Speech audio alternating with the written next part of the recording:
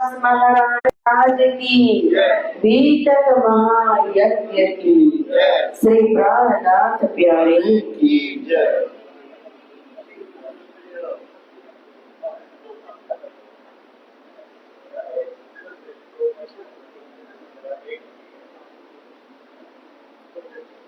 वंदो सतगुरु चरण करुणानि प्रेम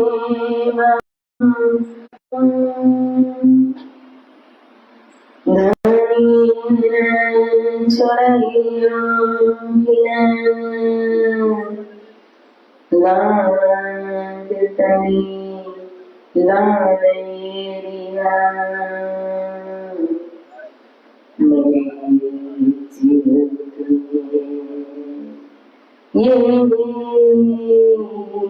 जीवन कदमों करो से जला पग की दो पाए करत माशिक बिजाशिक दिल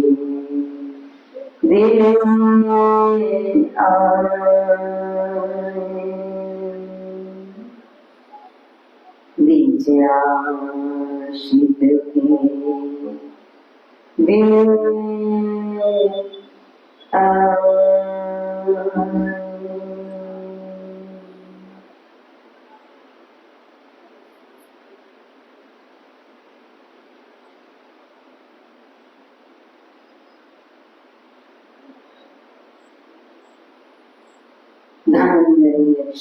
दिल श्री राम श्री टकराल जी जयपुर की दिव्य धरती आदर्श नगर श्री कृष्ण प्रणामी मंदिर और वितक मास का कहो तो आज है 17वां दिन। तो हमारे परम वंदनीय श्री पुजारी जी महाराज, ट्रस्ट के समस्त सदस्यगण, समस्त सदस्य जी, आप सभी को प्रणाम प्रणाम जी।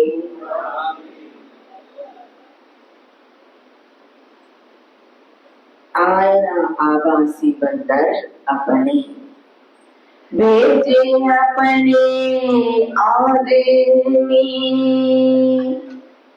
मसकत बंदर में छुड़ाए आया न्याते तो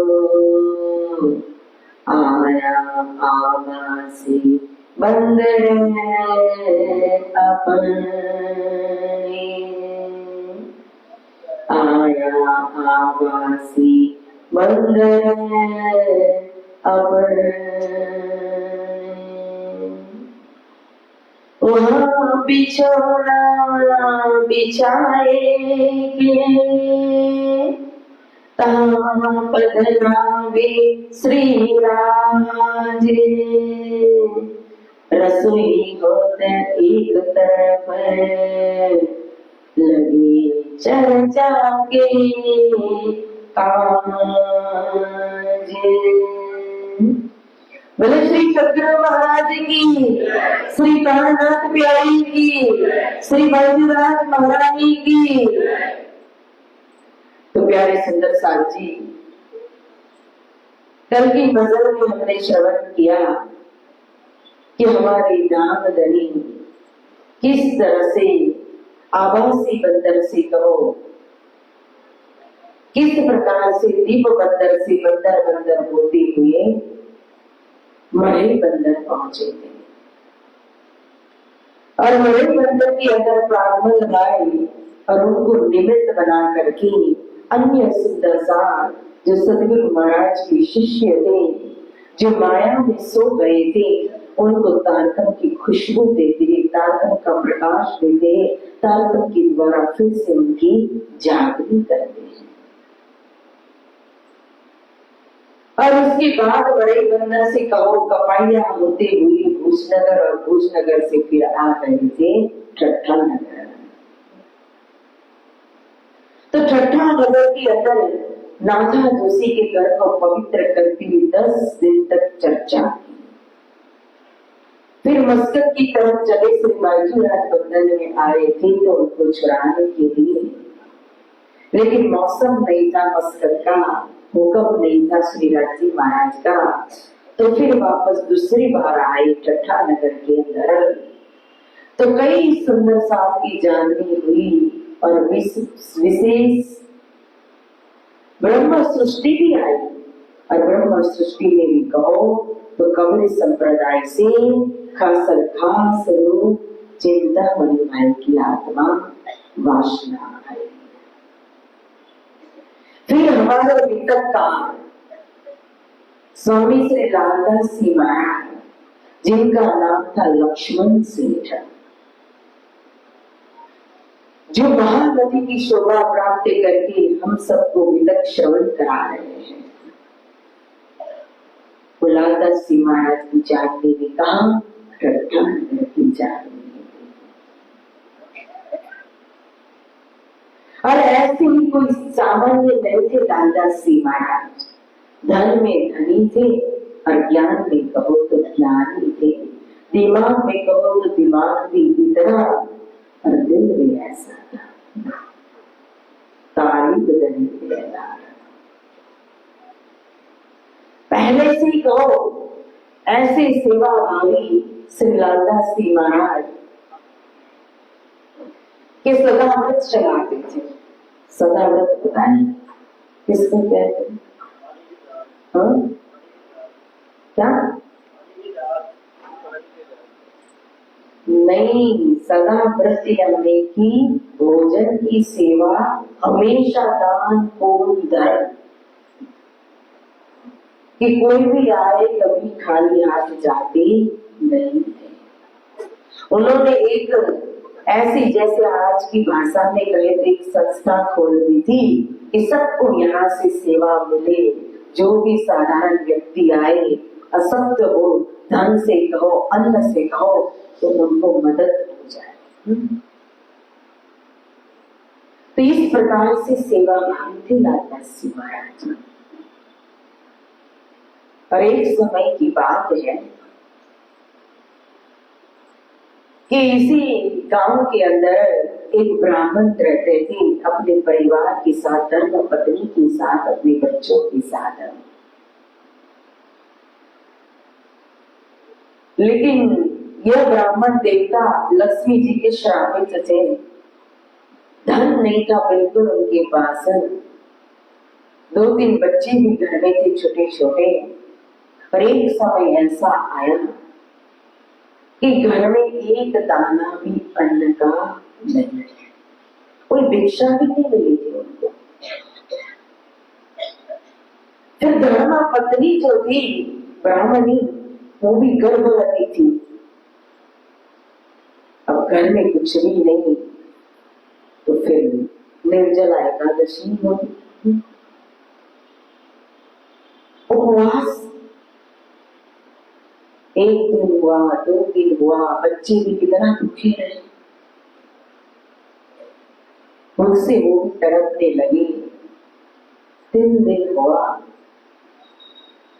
अब बच्चे रो रहे हैं, पत्नी की हालत अवस्था ऐसी है, समय है बच्चे को जन्म देने का। अब क्या करें, कैसे करें? तो फिर ब्राह्मण देवता, उन्होंने विचार किया कि सुनाए कि लक्ष्मण सेठ है, वहां जाओ तो जरूर कोई न कोई मदद मिल जाएगी, अन्न मिल जाएगा, भोजन का प्रबंध हो जाएगा। तो आए, उनकी दुकान पर रहो संस्था में।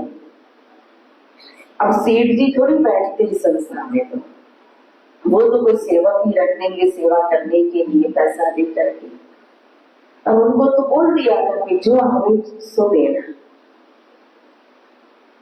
तब ब्राह्मण जब आए वहां सेवा देने के लिए, दान देने के लिए, तो तो उस समय वो जो मुनीम थे, सेवादार जो थे, वो अपनी दुकान बंद कर रहे थे। मतलब दोपहर का समझ लो लंच टाइम था। तो उन्होंने क्या किया, बंद कर दिया कि अभी लंच टाइम। तो ब्राह्मण बेचारा चलते हुए पैदल बड़ी मुश्किल से, क्योंकि 2-3 दिन से कुछ खाया पिया नहीं था, और पहुंचा। तो मुनीम जी ने तो बंद कर दिया, तैयारी थी। तो ब्राह्मण देवता ने अपनी परिस्थिति कही कि भाई मुझे कुछ दे दो, मेरी पत्नी भूखी है, बच्चे भूखे हैं। मुनीम ने कहा कि अभी तो बंद हो गया, अभी मैं कुछ कर सकता नहीं। बहुत विनती की ब्राह्मण देवता ने कि नहीं, मैं बहुत चल करके आस लेकर के आया हूँ, आप मुझे कुछ दे दीजिए। फिर भी उन्होंने सुना नहीं। होता है अहंकार अपना, किसी की न सुनना, मनमानी, न स्थिति देखना, न परिस्थिति देखना। उन्होंने इतना धिक्कार दिया ब्राह्मण को, और ऐसा जरा सा धक्का मार दिया कि अभी नहीं हो सकता है। चरण पकड़ लिए हुए ब्राह्मण, तो धक्का भी लग गया, तो गिर गए ब्राह्मण। अब भूखे प्यासे थे, असक्त थे, शरीर में कोई ताकत नहीं थी, गिरे तो जो उनके दिल से जो दर्द भरी पुकार निकली, चीख निकली, तो पास में ही लक्ष्मण सेठ की कोठी थी। तो चीख पहुंची उनके कानों में। तो तुरंत सेठ जी बाहर आए और आकर के ब्राह्मण देवता को देखा, उनकी स्थिति को देखकर बड़ी दुखी हुई। तुरंत उनको उठाया और अपने घर में लेकर के आए, उनको पानी पिलाया, सेवा की। जब वो होश में आए तो पूछा क्या बात है। उन्होंने अपनी सारी स्थिति बताई, उनकी आंख में अश्रु आ गए। धर्म पत्नी लाल बाई लक्ष्मण सेठ की पत्नी सीता थी। उन्होंने भी सुना, उनका दिल भी दर्द से भर गया, उनकी आंखों में से भी अश्रु आ गए और तुरंत भोजन का प्रबंध किया। ब्राह्मण ने कहा नहीं, मेरी पत्नी भी भूखी है, बच्चे भी भूखे, मैं घर ले जाऊंगा। तो लक्ष्मण सेठ ने कहा अच्छे से मेवा मिठाई पकवान बनाओ, पर ब्राह्मण देवता को दूध धन भी दिया। सेठानी ने खूब अपने हाथों से वो अच्छे से मिठाई बनाई, दूध में और भोजन बनाया, और ब्राह्मण देवता को देने के बदले में खुद उनके साथ दोनों गए कि चलो हम आपको पहुंचा देंगे। दोनों आए, जब घर के अंदर प्रवेश किया तो बाहर आंगन में एक बच्चा रो रहा है, और आगे गए तो चौखट पर बच्चा रो रहा है।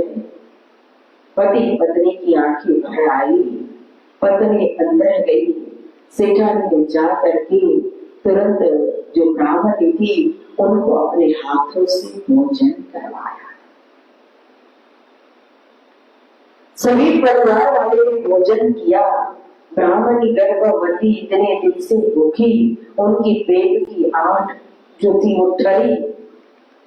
इतना अंदर से कहो आशीर्वाद दिया सेठानी को, सेठ को, लक्ष्मण सेठ को।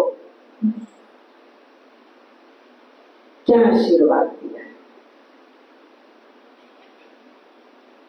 कि धन की तो आपको कोई कमी नहीं है, लेकिन मुख से निकलता है कि आपको अखूट अलौकिक धन मिले। लौकिक धन तो आपके पास कोई कमी नहीं है। आपको अलौकिक ऐसा अखूट धन मिले, भंडार मिले। यही ब्राह्मणी को आशीर्वाद देखो। जब लक्ष्मण सेठ धर्म के अंदर शामिल हुए, समर्पित हो गए, अभी तो बिजनेस कर रहे हैं।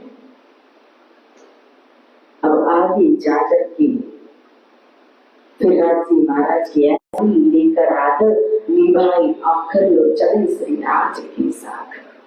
अंतिम तक धनी का साथ नहीं छोड़ा लालदास जी महाराज जी ने। अंतिम में भी साथ उठने के लिए कोशिश की, लेकिन ये रहस्य राज के हुक्म में और न कुछ उपाय। राज जी का हुक्म था कि अभी प्राणनाथ जी ने कहा आपका समय नहीं है, आपको तो सारी जागनी लीला का वर्णन करके लिखित के रूप में आना है, वितक साहित्य की रचना करनी है। क्योंकि सत्युग त्रेता द्वापर युग में जो लीला हुई उसका वर्णन है, तो फिर कलयुग के अंदर जागनी लीला जो हुई, अगर उसको साहित्य के अंदर नहीं लाया गया, लिखित के रूप में नहीं लाया गया, लिखा नहीं, तो फिर आगे सुदर्शन कैसे जानेंगे, किस प्रकार से धाम धनी आई, स्वरूप आए साक्षात इस धरती के ऊपर निष्कलंक बुद्ध अवतार ला करके चौथे पांचवें छठे दिन आदि बैठे नाम में किस प्रकार से मिला कि कैसे जानेंगे। इसलिए वितक की रचना, और वो रचना करने के लिए आगे पीछे सब भविष्य बताने के लिए स्वयं हुक्म आकर के लालच से महाराज के अंदर विराजमान हो गया। लक्ष्मण सेठ थे, और लक्ष्मण सेठ से क्या हो गए, धनी के प्रेम में रंग करके लाल लाल हो गए, और अपने आप को क्या कहा, दास।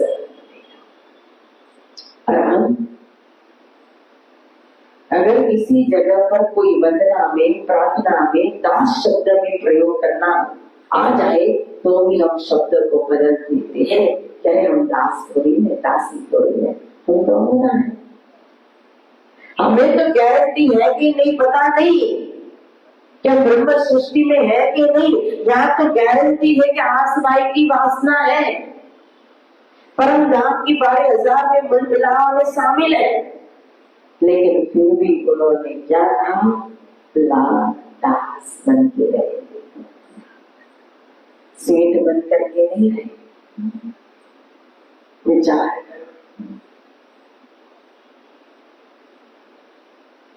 अंगना अभी दिल्ली की मजल में भी आएगा, देखो स्वयं अपने नाम के आगे उन्होंने, जब वो सिरी तफसीर लेकर के आते हैं ना, तो लालदास जी महाराज जी ने क्या कहा, कहो आगे गुलाम लाल। गुलाम किसको कहते, विचार कर, कितनी गहरी, कितना समर्पण होगा लालदास जी महाराज के अंदर। इन शब्दों से विचार करो, मात्र भागो नहीं, एक परंपरा की तरह तक कुछ सुनना नहीं है। कहो गुलाम आगे लाल, गुलाम शब्द का प्रयोग करते अपने लिए, दास शब्द अपने आगे लगाया, क्यों, अंगना नहीं है, नहीं।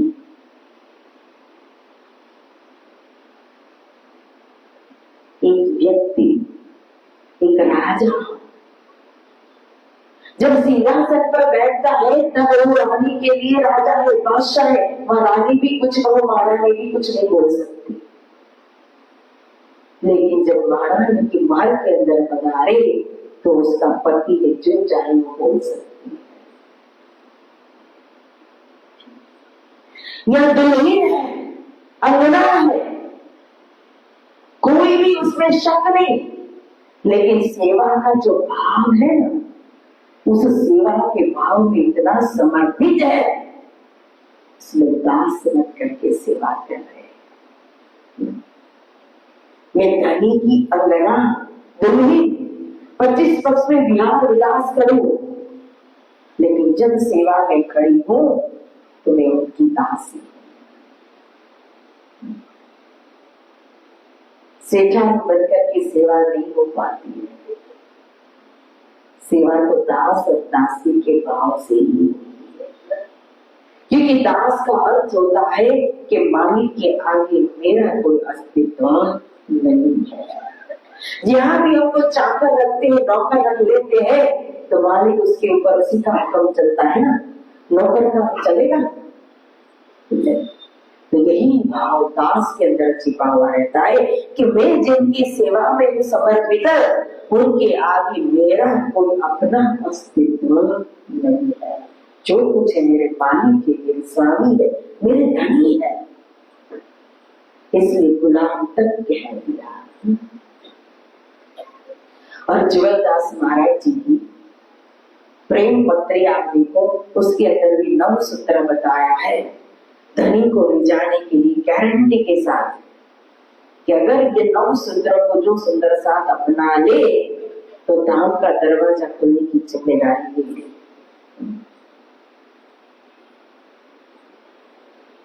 तो उसमें यही एक भाव है, 9 सूत्र में एक भाव है कि किस तरह से धनी को रिझाना।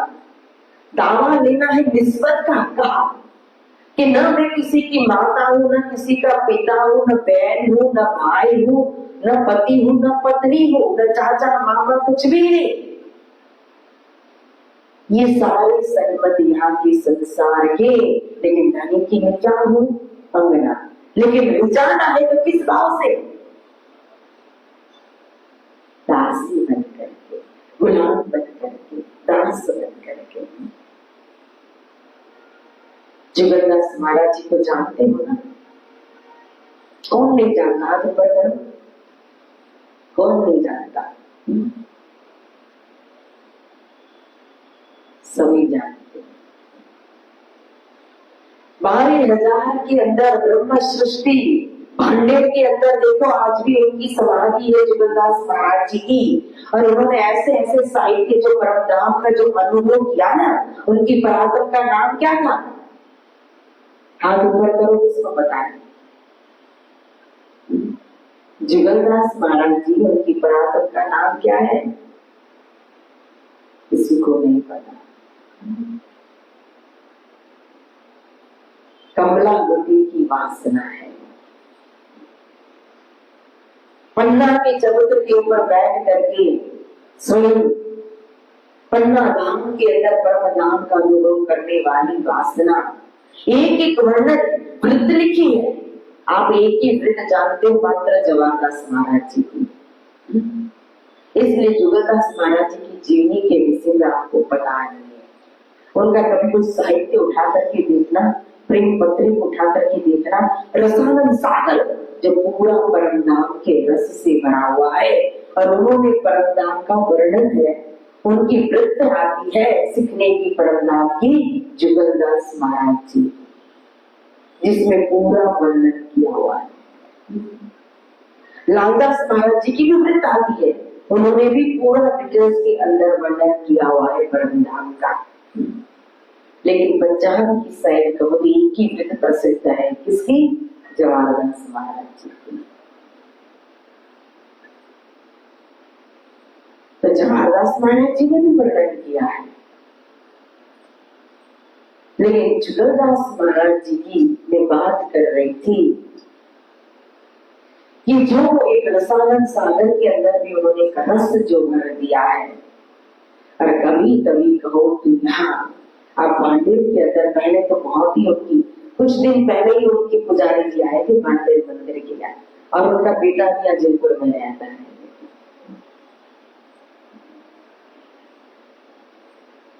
तो पहले तो कुछ डेवलपमेंट नहीं था, अब गुजरात ने अपने हाथ में लिया है और इतना अच्छा डेवलपमेंट किया। अभी मैं गई थी शादी दर्शन करने, पन्ना जाते टाइम, क्योंकि झांसी के पास है, तब तो सब कुछ सुविधा कर दी, किचन बना दिया, हॉल बना दिया, और समाधि को भी सुंदर बना दिया है। तो कहने का भाव है वो परम धाम की खास वासना जो दावा देने वाली कि 9 सूत्रों को अपनाओ तो परम धाम का दरवाजा में खोलूंगा।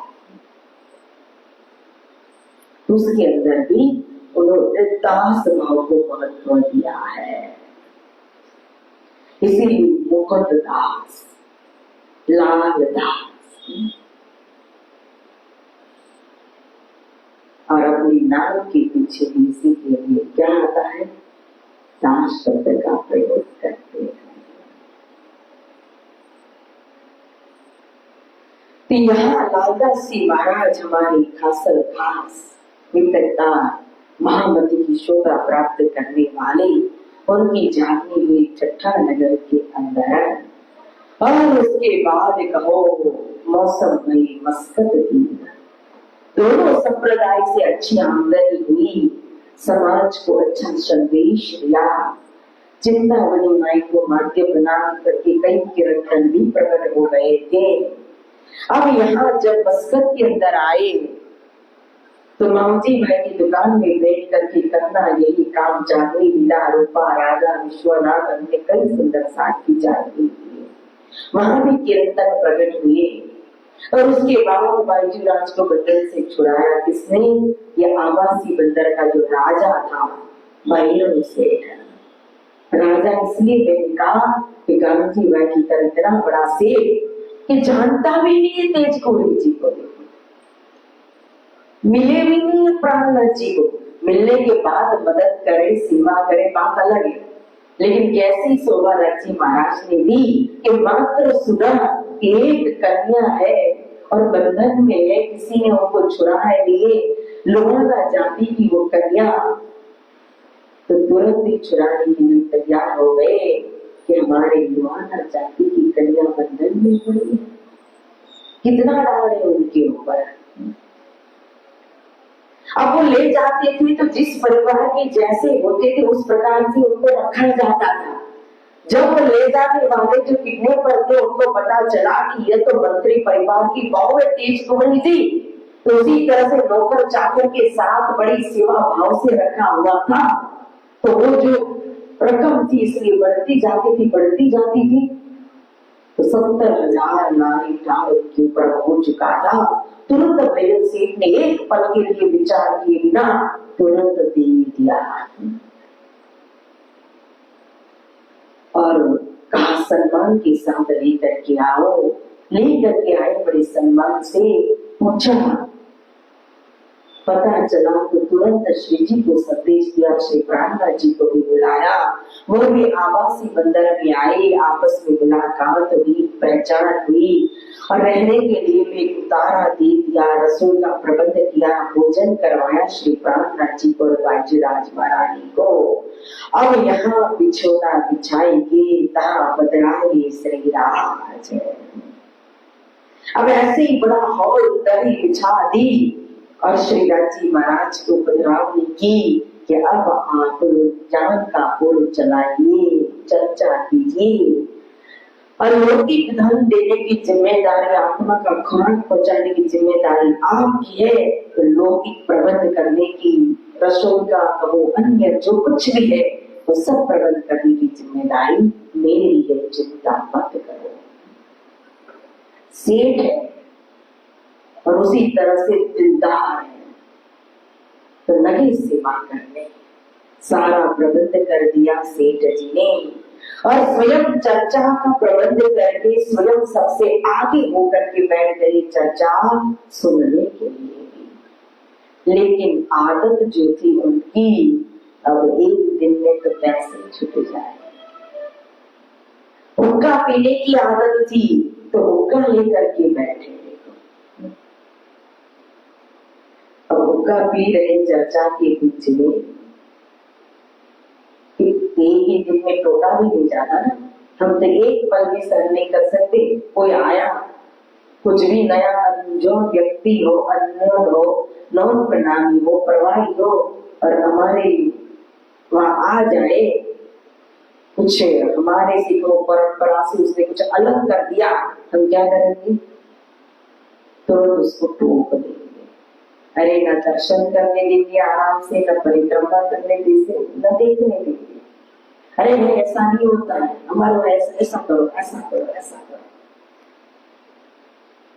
अपने भाव से तो दर्शन तो करे हो, बैठे बातचीत हो, उसके बाद भी अपने सिद्धांत को रखो। एक ही साथ धोखा तो क्यों होती है? हम ही इतने ज्ञानी जानकार है कि हम सारे नियमों को फॉलो करते हैं, अपने सिद्धांत की करते हैं। हम खुद अपने सिद्धांत की कितने नियम को फॉलो करके खुद वॉच करेंगे तो हमें पता चलेगा कि हमारे अंदर कितने गुण और अवगुण भरे हैं कि हम दूसरों को दिखा रहे हैं, बता रहे हैं, समझा रहे हैं।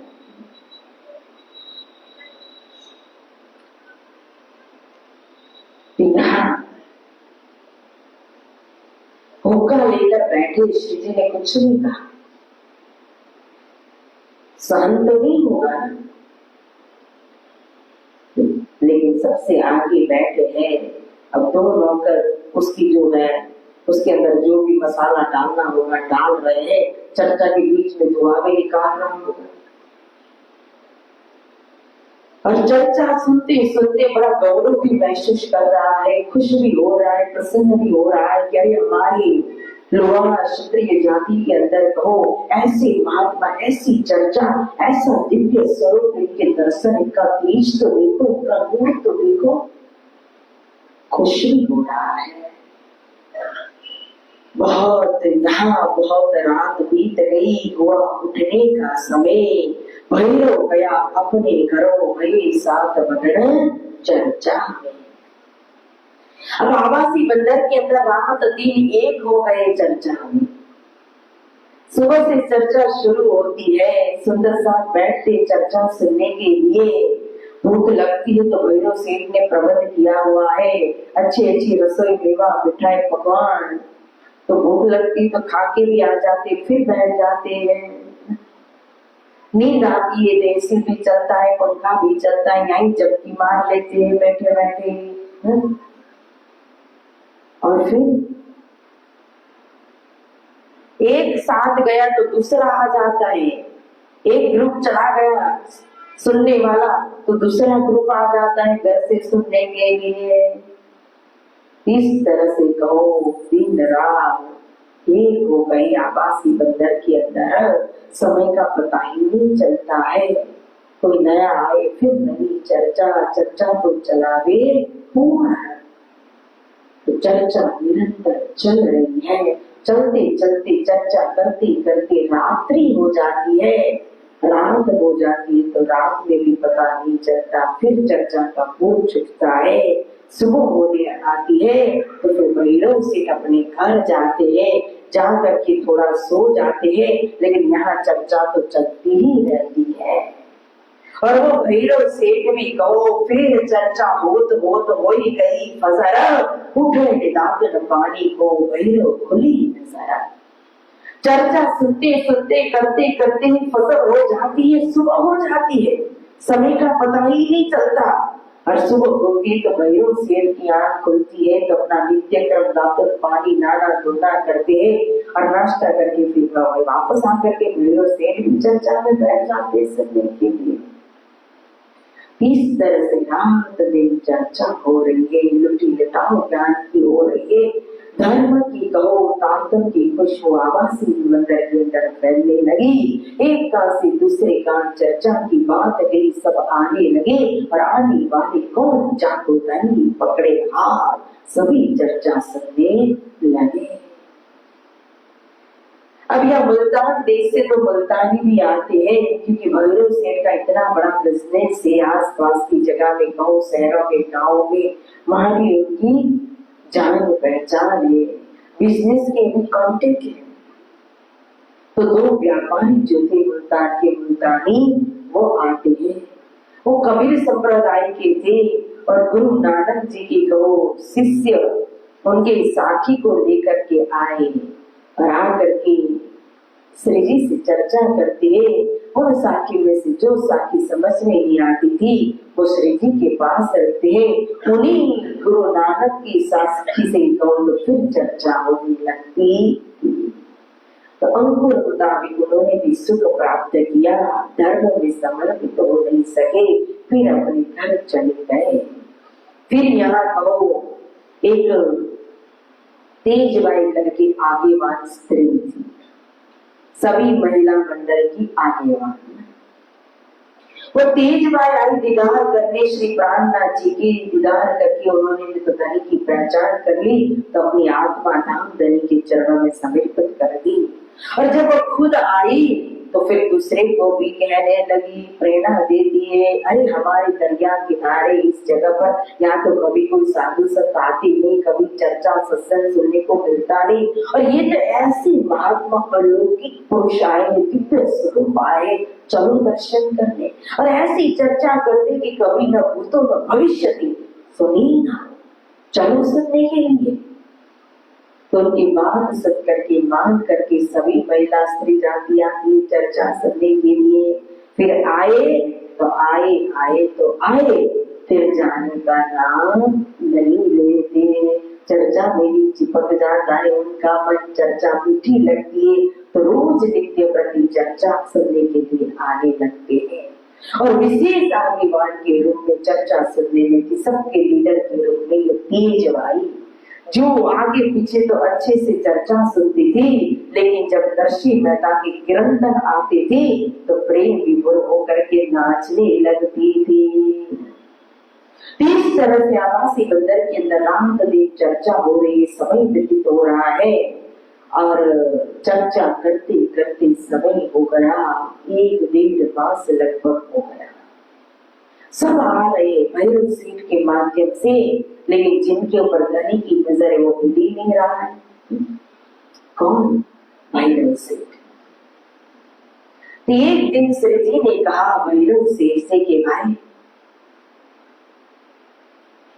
भैरव से राजे गया तुम हमें बुलाए मित्र, सो तुम रहो चित में जिनसे होवे बदला। 1.5 मास के बाद श्री जी ने भैरव सेठ से कहा कि अरे भाई, आपने मेरे ऊपर बहुत बड़ा उपकार किया है कि हमारी धर्म पत्नी तेज गौरी जी को आपने बंधन से छुड़ाया, कहीं बिना।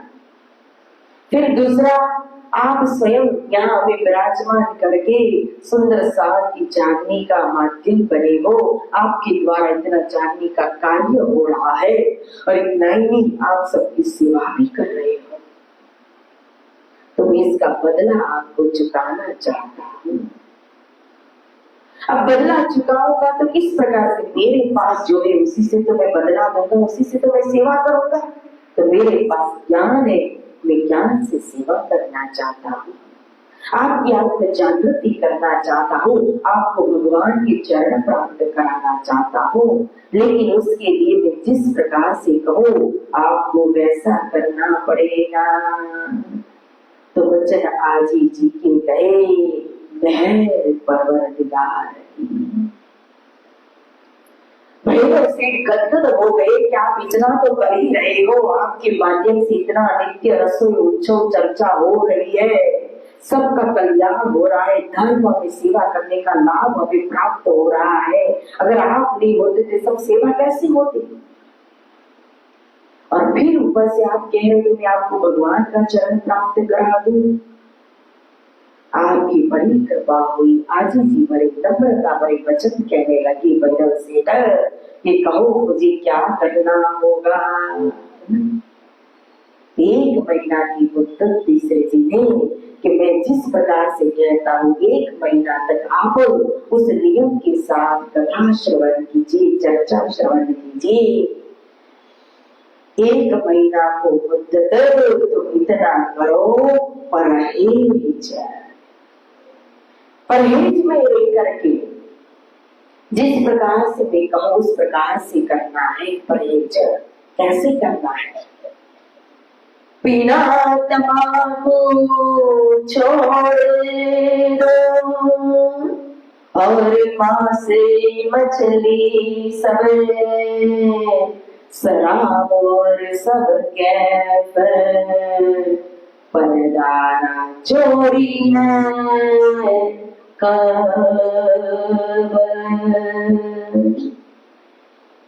बिना तंबाकू। सबसे पहले तो हुक्का लेकर आप बैठे हो ना, इसको बिना तंबाकू छोड़ दो। फिर ऐसा मत सोचना कि तंबाकू पीने के लिए मना किया है, खाने के लिए तो नहीं मना किया है। अपनी बुद्धि से जब आदत होती तो फिर विचार करते हैं।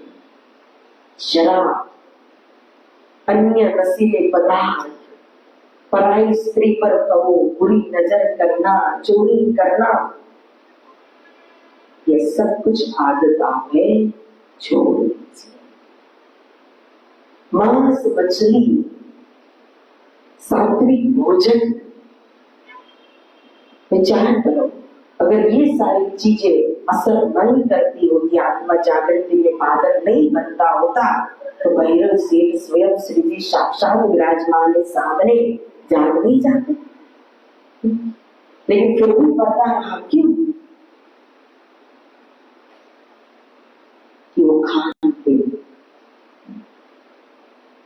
अयोग्य खा रहे, हिंसक खा रहे। अब जिसकी हिंसा होती वो भी तो जीव है, और उस जीव की जब हिंसा होती होगी, काटते होंगे, मारते होंगे, तो कितना दर्द, कितना पीड़ उसको। और वो सारा दर्द किसमें जाता होगा? वो मां से।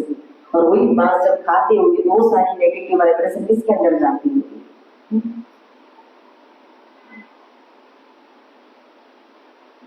तो हमारा देश, हिंदुस्तान, हिंदू संस्कृति, खाना पीना, कोई भी धर्म, कोई भी शास्त्र को तो वर्जित करती है। कोई भी आप देखो, जो भी जाति कास्ट खाने पीने वाली है, चाहे मराठी हो चाहे क्रिश्चियन हो, जब वो भी उपवास करते उस दिन नहीं खाते, तो क्यों? भगवान का जिसे, अब मराठी होती महाराष्ट्र में, हम तो उस एरिया में रहते थे, पता है मराठी आसपास होते थे महाराष्ट्र मुंबई के अंदर। तो गणेश जी का 10 दिन का उत्सव आता है तो अपना घर भी पूरा साफ, चूल्हा भी साफ कर देते हैं, जहाँ नॉनवेज बना है। 10 दिन तक अपने घर में कुछ भी खाना पीना नहीं होता है। तो 10 दिन तक धर्म का आचरण होता है, उसके बाद क्या जाता है? धर्म छूट जाता है। तो यहाँ आवासी बंदर की मजल कहो, यहाँ भैरव सेठ को मात्र ही परहेज नहीं करा रहे, तारतम देने से पहले चिंतामणि के शिष्य वहां भी क्यों? क्योंकि दरिया किनारे रहने वाले का खान पीन यही विशेष होता है। लेकिन आज तो स्टेटस बन गया है पीना खाना। और फिर वो जो अंडा खाते, क्या कहते हैं, वो तो नॉनवेज में क्यों आता है, खाने वाले उसको वेज मानते थे। वर्जित है। जब तारतम ले लिया, दीक्षित हो गए निजानंद संप्रदाय के अंदर, तो यह 4 चीज वर्जित कर दिया श्री साहिब जी ने। तो बस जब सुना, भैरव सेठ की हिम्मत देखो पर क्या कहते। जब श्री जी ने कहा कि 4 चीज का परहेज करना है, तो कहते हैं इतनी मेहनत से जो जागे अपनी यातब, तो क्या चाहिए हमको कह देखा हो तो ना। बस इतना सा करना है। अगर इतनी सी बात है, इतनी बात में कहूँ मेरी आत्मा जागृत हो जाती है, तो इसमें बड़ी कौन सी मुश्किल है? एक चीज हमें छोड़ने में इतनी मुश्किल होती है, शराब छोड़ने में। यहाँ तो भैरव से सब कुछ छोड़ने के लिए तैयार है। बोले इतनी सी मेहनत से आत्मा जागृति हो जाती, उनके चरण प्राप्त हो जाते, तो इससे बढ़कर और क्या होता है। और इतना ही नहीं, उसी वक्त आगे भूखा था सूर्य तुरंत फोड़ा, उदक धराया 4 वस्त्र का दंड श्रवणा आत्म जोड़ा। उसी समय श्री जी के सामने भूखा तुरंत फोड़ दिया कि आज के बाद तो 1 महीना आपने जैसा कहा ना, मैं सुखा को हाथ नहीं लगाऊंगा। वह रसोई के अंदर कह दिया मेरा खान पीन भोजन अलग से बनाना, कोई भी कहो अंदर अयोग्य पदार्थ आना नहीं चाहिए, शुद्ध शाकाहारी भोजन मुझे देना। और फिर बड़े सात्विकता के साथ सात्विक भोजन कर रहे, भूखा भी नहीं पीना भी नहीं। तो बैठ गई चर्चा सुनने के लिए। तो घर में सब गड़बड़ करने लगे। कौन? सेठानी परिवार। सेठानी को लगा कि सेठ तो इसके बिना पिए बिना जी नहीं सकते, मर जाएंगे, तो विधवा तो मैं बन जाऊंगी। सेठ ने कहा कि चिंता मत करो, अन्य खाने पीने के लिए मना किया, ये सब तो मैं खा पी सकता हूँ, जूस पी सकता हूँ, सात्विक भोजन खा सकता हूँ, तो मैं मरने वाला नहीं हूँ। और 1 महीने के लिए परहेज किया है। अगर 1 महीने में मुझे नहीं मिले वो तत्व, तो मैं डबल खाऊंगा, चिंता मत करो। अब सब कुछ छोड़ करके जब बैठ गई चर्चा सुनने के लिए, तो पहले ध्यान कहाँ था, मन कहाँ लगता था? हुक्का। अब हुक्का ही छूट गया तो मन गया कहाँ? चर्चा में। स्वरूप की दर्शन कर रहे, चर्चा सुन रहे हैं। तो चर्चा आत्मा में लगने लगी और सुनते सुनते यो दृढ़ाव करके चर्चा लगी सुनने। तीसरे दिन के सुनते कहे वचन मुख अपने। एक दिन सुनी चर्चा, 2 दिन सुनी, तीसरे दिन वो भैरव से चिंतामणि की तरह सबके बीच में खड़े होकर के कहते हैं, मैं जन्म भर को छोड़िया ये 4 वस्त्र निषेध, वस्त्र नहीं मोहे प्रापद, पाया माया मोहे भेद। बोलो श्री प्राणनाथ प्यारे की, श्री सद्गुरु महाराज की। 1 महीने के लिए परहेज किया था। तीसरे दिन भैरव सेठ कहता है कि मैं जन्म भर को छोड़िया।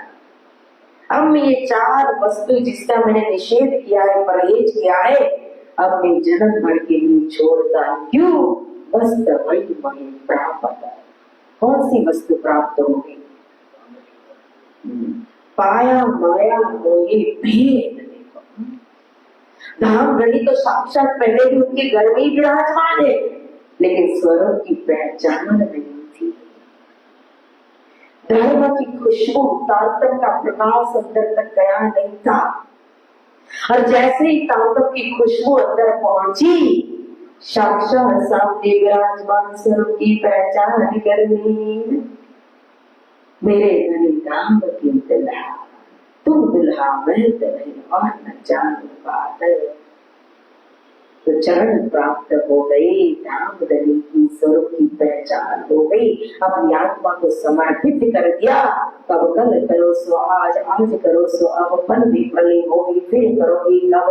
अब तो तारतम लेने के लिए तैयार हो गए और तारतम ले लिया। जब भैरव सिंह ने तारतम लिया तो उनके माध्यम से पहचान पहचान करने वाले सभी अन्य कई प्रजा निजानंद सिद्धांत के अंदर धर्म में समर्पित हो गई। अब तो और पीढ़ियां बढ़ने लगी और जहाँ धर्म का प्रभाव बढ़ता है तो वहाँ दज्जाल को सहन नहीं होता है, कलयुग शोर मचाने लगता है। यह आया यो साथ में बड़ा बड़ा सर्वेश्वर, तब दज्जाल लगा पुकारने, पड़ा जो किया जोर। अब रात दिन आवासी मंदिर में चर्चा हो रही, सुंदर साथ की जागनी हो रही है। सभी आ रहे जा रहे, जिनको नहीं जाना है तो रसोई का प्रबंध भी है, भोजन भी मिल रहा है, सोने को भी मिल रहा है, आत्मा का खुराक भी मिल रहा है, शरीर का खुराक भी मिल रहा है। और विशेष यहाँ दज्जाल लोग बड़े कौन? भड़साल। ये भड़साल ही जाति है, इनको सहन नहीं हो रहा था। क्यों? क्योंकि जो उनकी धर्म पत्नियां जो थी, स्त्री थी, यह यहाँ आकर के चर्चा सुनती थी और उनका ज्यादा समय चर्चा में व्यतीत होता था। क्योंकि लीडर उनकी थी तेजबाई, महिला मंडल की लीडर कौन थी? तेजबाई। और तेजबाई ने सबको जोड़ा था, सबको तो रंग लग गया था, तो काम में व्यस्त होते थे। परिवार के अंदर तो सबने ये करके रखा था कि जैसे ही चर्चा का समय हो हमें आवाज देना, भी आएंगे तुम्हारे साथ चलेंगे। तो जब तेजबाई निकलती थी अपने घर से, तब घर घर में उस टाइम टेलीफोन भी नहीं था, तो कैसे मैसेज करे कि भाई कल के कार्यक्रम में आ जाना है। अब तो बच्चा ही मैसेज करती है ना, तो पता चल जाता है समय का, आने का, कार्यक्रम का। तो उस समय तक कुछ कांटेक्ट नहीं, और घर घर में जा करके कैसे संदेश दे कि चलो चलो चलो। तो जब निकलते थे ना, एक आवाज लगा देती थी, एक ही शहर में सब रहते, आवाज लगाती, चलो चलो चलो, चर्चा का समय हुआ चलो। जैसे तेजबाई की आवाज कान में गई, सब तुरंत ही सब काम छोड़ करके फटाफट निकल जाते थे घर से बाहर। और जब यहाँ आए, दर्शन करते, चर्चा सुनते, तो समय का ख्याल ही नहीं रहता। बैठे बैठे बैठे, नींद आई तो नींद भी कर ली, भूख लगी तो भोजन भी कर लिया। अब रात हो जाती, फिर घर में जाते, तो घर की जिम्मेदारी आ गई पति के ऊपर। अब दिन भर जो बाहर रहेगी तो घर कौन संभालेगा? तो फिर तो पतियों को सहन नहीं हुआ कि हमारी पत्नियां ये तो दिन भर वहीं जा करके बैठती है। तो आ गए सब एक दिन भैरव सेठ के पास मिल करके कंप्लेन लेकर के, और आ करके भैरव सेठ को कहने लगे हमारे घर के लोग बरजे न रहे कोयल। राहु भैरव ठक्कर से कही हमारी लड़ाई तुमसे कोयल। तब भैरव ठक्कर ने कही रखो अपनी लुगाया बरद, हम बुलाओ न जात को सब आवत अपनी गरज। बोले श्री प्राणनाथ प्यारे की। आकर के चिल्लाने लगे, गुस्सा करने लगे, अरे आपने कैसे महापुरुष को अपने घर में रखा हुआ है, सारा प्रबंध कर दिया है, चर्चा होती रहती है, हमारी धर्म पत्नी पूरा दिन यहाँ आकर के बैठती, घर में उनका पग भी नहीं रहता है, आप यह सब कुछ बंद करो। तो भैरव सेठ भी सुनने वाले थोड़ी थे। उन्होंने कहा कि देखो मैं आपकी धर्म पत्नी को बुलाने के लिए नहीं चाहता हूँ कि मेरे घर आकर के चर्चा सुनो। वो खुद आती है और आकर के चर्चा सुनती है, तो उसमें कौन सा बुरा काम कर रही है। अगर चाहे तो आपको भी आना चाहिए धर्म के लिए, सत्संग सुनने के लिए, अपनी आत्मा के लिए। खुद तो आते नहीं हो और अपनी धर्म पत्नी की आत्मा कल्याण में भी पत्थर रूप बाधक रूप बन रहे हो। जो भी समझाना अपनी पत्नियों को समझाओ, उनको रोको, आपका अधिकार उनके ऊपर, मेरे ऊपर नहीं। इसलिए आज के बाद मेरे पास आकर के इस तरह से ऊंची आवाज में बोलना नहीं। कुछ चला, शर्मिंदी हो गई, राजा है किसका चले क्या। अब बात भी सही बोले, हमारा जोर तो हमारी धर्म पत्नी के ऊपर चलेगा, लेकिन जब धर्म पत्नी घर में जोर नहीं चलता है तो फिर क्या करते हैं, मंदिर में जोर लगाते हैं, समाज में जोर लगाते हैं, महात्म जलाते हैं। तो फिर यहाँ आ गए, अपनी पत्नियों से कहने लगे क्या आपकी चर्चा सुनने वहां जाती हो, मत जाओ चर्चा सुनने के लिए, अपने घर को संभालो, परिवार को संभालो। तो धर्म पत्नियों ने जवाब दिया, तब जवाब दिया उन्होंने, हमसे बुरा न हुआ कोई काम, चर्चा सुनने भगवान की जाते दिसे ठाम। अरे हमने कौन सी गलती की, हम जा रहे हैं। फिर बोलते बोलते ऐसे वचन बोल दिए उनके पति ने कि क्यों तुम जाओ चित, ऐसा न चाहिए तुमको जो घर छोड़ो रात बखत। रात्रि के समय भी घर छोड़कर के आप चर्चा सुनने के लिए जाती हो, क्यों जाती हो, घर में रहो। तो पत्नियों से भी सहन नहीं हुआ कि हमारे ऊपर ऐसी शंका करती हो, हम कोई गलत जगह पर थोड़ी न जाते हैं, मंदिर में जा रहे, चर्चा सुनने के लिए जा रहे, सत्संग सुनने के लिए, और उसमें भी आप बाधक रूप बन रहे हो। एक तो इस देश में कहो कभी भी कोई साधु संत आते नहीं है, ये तो हमारे पूर्व जन्म की कोई भाग्य कहो, पुण्य कहो, तो यह महापुरुष आए हैं।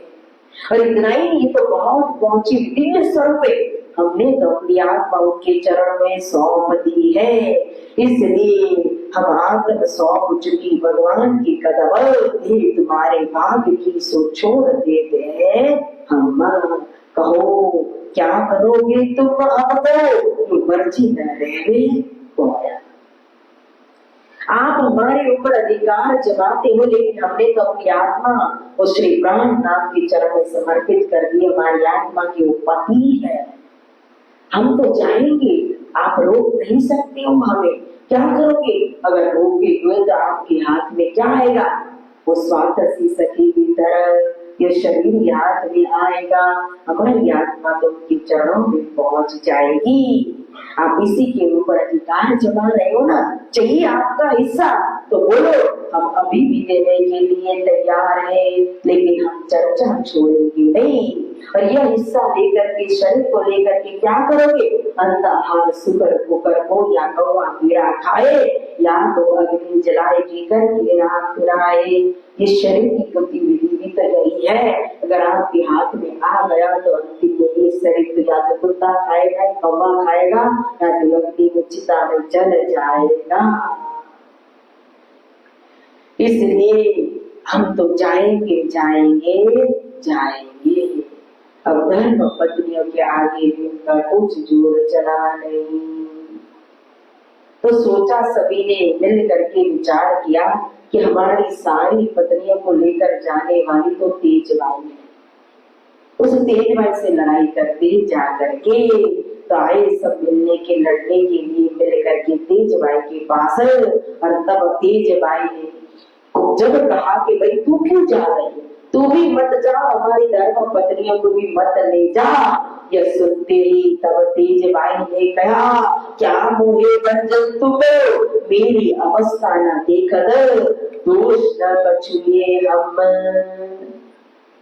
अरे आप मुझे किस लिए रोक रहे हो?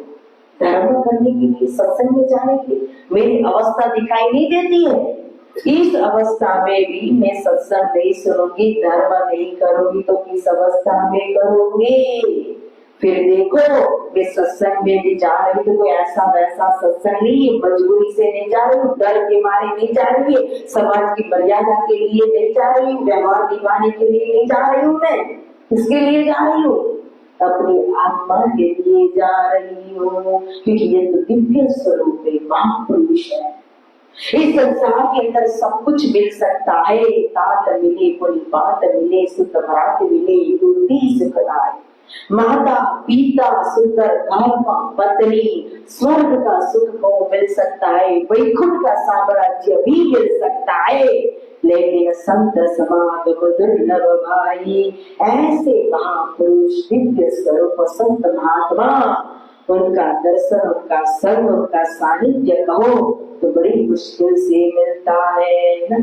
और गंगा तो पाप को हरण करती है, चंद्रमा ताप को हरण करता है, कल्प वृक्ष दरिद्रता को हरण करता है, और ऐसे महात्मा तो कहो सब कुछ हरण कर लेते, हमारा पाप भी, हमारा ताप भी, हमारी दरिद्रता भी, और हमारा आत्मा का कल्याण कर देते हैं। और ये तो सर्वस्व पाता, भविष्य तो दाता, विज्ञान दाता, निज जन्म दाता, यह स्वरूप तो कौन है? आप स्वयं पहचान करो। इस संसार के अंदर से हमें कहो, इसको सागर से पार लगाने वाले, हमारे निज धर्म को धारण कराने वाले, हमें सर्वस्व आत्मा का धन संपत्ति 25 वर्ष परम धाम बुद्धि खजाना देने वाले, प्राप्त कराने वाले हैं। ऐसे महात्मा के चरण में आपको भी जाना चाहिए, सुनना चाहिए। जिंदगी सुधार बंदे, ये तेरा भी काम है, जिंदगी सुधार बंदे। अगर चाहो तो अपने जीवन को सुधार लो, अपनी आत्मा समर्पित कर दो, नहीं तो अंत काल में क्या होगा? कच्चे बांस की खटिया बनावी, संग बांध की डोर, सगा संबंधी मिल के बांधे जैसे नगरी का चोर। जब ये शरीर छूट गया और जीव निकल जाएगा ना, तो किस तरह से बांध देते हैं? एक रस्सी में जैसे चोर पकड़ करके चोर को बांध देते हैं, वैसे ही शरीर, जिस शरीर को इतनी सेवा करते थे, सब इतना परिवार वाले प्रेम करते थे, इतना अच्छे से खिलाते थे, पिलाते थे, जो फुलवारी थी, बढ़िया बनाई थी, सब कुछ मिट जाता है, खत्म हो जाता है, और वही ईश्वर हमें चोर की तरह बांध देते हैं, सीढ़ी के ऊपर लिटा देते हैं, पकड़ करके ले जाते हैं। और फिर जाजी सेवा जीनी करता ते दिए छे हाथ अग्नि किरंदन के करता। जिनकी हमने जीवन भर सेवा की, किसकी? हमारे बच्चों की, वही बेटा को फिर हमें चिता देता है। देखो अग्नि दहा देता है, कैसे कैसे नियम कि बेटे को अपने पिता की चिता को आग लगाना पड़ता है। और जब लेकर जाते तो कैसे मुख होता है? जब वो नानी को लेकर के जाते, अर्थी को लेकर के जाते ना, तभी अर्थी का, क्यों? जीव निकलने के बाद इसका कोई अर्थ ही नहीं रहता है।